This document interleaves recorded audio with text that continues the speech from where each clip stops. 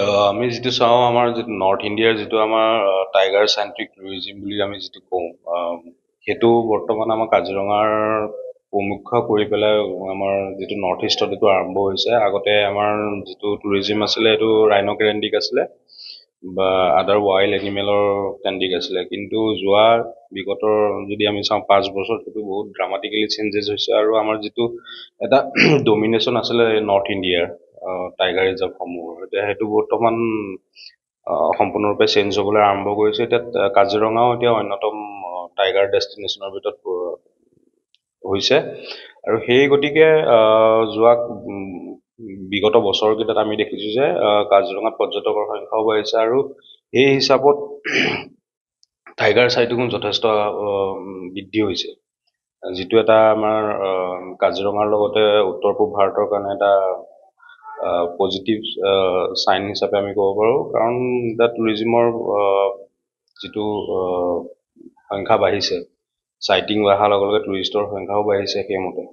নিশ্চয়কৈ বহুত এতিয়া বৰ্তমান যিটো ছ'চিয়েল মিডিয়াৰ ফটোগ্ৰাফী, এতিয়া ছ'চিয়েল মিডিয়াৰ ফটোগ্ৰাফীৰ সময়ত যিটো য়ং জেনেৰেশ্যন আছে, য়ং জেনেৰেশ্যনৰ আমাৰ যিটো ক্ৰাউড হয়, সেই ক্ৰাউডটো অকল বিগ মেমেলছ বা টাইগাৰ চেণ্ট্ৰিক টুৰিজিমৰ কাৰণেই, আৰু বিশেষকৈ আমাৰ ইউৰোপৰ যিটো ফৰেন টুৰিষ্টৰ যিটো ক্ৰাউড আছে সেইটো টাইগাৰ চেণ্ট্ৰিক, আৰু টাইগাৰক প্ৰমুখ কৰি পেলাই আমাৰ নৰ্থ ইণ্ডিয়া আৰু এতিয়া অসমৰ টুৰিজিমটো আৰম্ভ হৈছে।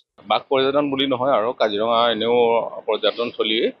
আৰু কাজিৰঙাত কি হয়, পৰ্যটকসকলে প্ৰায় বিগত 2 বছৰমানৰ পৰা পৰ্যটকসকলে প্ৰায়ে মানে বাঘৰ দেখিবলৈ পাইছিলে, আৰু বাঘৰ চাইটিংটো খুব ভাল হৈছিলে আমাৰ কাজিৰঙাত।